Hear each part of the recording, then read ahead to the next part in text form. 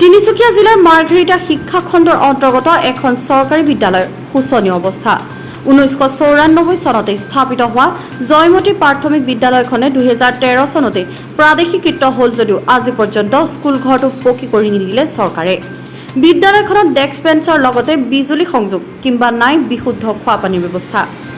80 গৰাকীকৈ ছাত্ৰ-ছাত্ৰীৰ লগতে 2জন শিক্ষক থকা বিদ্যালয়খন 6 মাহৰ পূৰ্বেই ধুমুহাত বিধ্বস্ত হোৱা বিদ্যালয়খন আজি পৰ্যন্ত মেৰামতি নোহোৱাত স্থানীয় ৰাইজে আক্ষেপ প্ৰকাশ কৰিছে।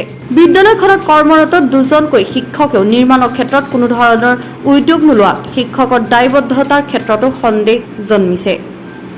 মাৰ্ঘেৰিটাৰ পৰা অভিজিত চাংমাইৰ ৰিপৰ্ট, জনজাগৰণ লাইভ।